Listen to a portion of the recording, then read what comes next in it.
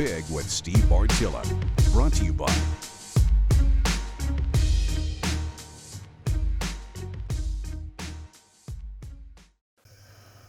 always make sure you remember, deer are the creatures of edges. Okay, edges are anywhere where two different habitat types or topography types end up meeting. In this case, we've got a cornfield over here, soybean field over here, and woods right here. This is a glorious edge to hunt, particularly right on that point, if that's a safe wind direction.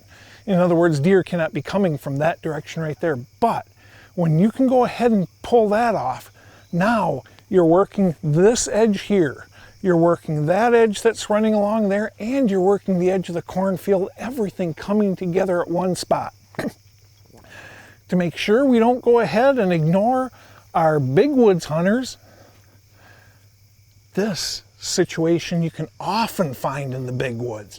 What ends up happening is you have a fresh clear-cut regrowth that is nasty, nasty, nasty thick, button up against more mature timber.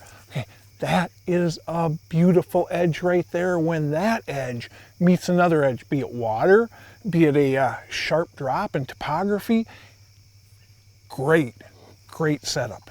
Always remember that deer are creatures of the edges. They travel those edges very often. Situations like this, they are truly gold. The biggest key is where those edges intersect. Finding a suitable tree, or if you have to, shift onto a bale blind, some type, or a redneck elevated blind, or a hang-on tree stand, or a ladder stand. As long as you've got a safe wind direction, you make darn sure you find a way to make that work, okay? Because edges truly are that good. When you can converge a bunch of edges, frankly, it's an intersection on a bunch of busy streets. Final thoughts, brought to you by Huntworth. Deer are creatures of the edges. Now, this edge right here between the cornfield and the timber is a great edge. The cornfield, where that meets the soybeans, is also an edge. And same with where the soybeans meet the woods. That point right there is a glorious place to sit, especially since deer walking this edge here, hey, they'll be more than happy to do that at straight up noon on October 1st because they feel so comfortable here.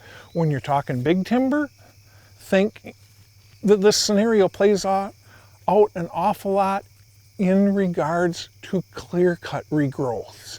You know, you've got a clear-cut regrowth here, you got the mature timber there, you got the clear-cut regrowth ending there, you know, creating another edge, and then you throw in a water feature, a sharp drop in topography, just another edge. And what you end up doing is you end up setting up on very, very busy intersections of deer traffic. Edges are great things to take advantage of.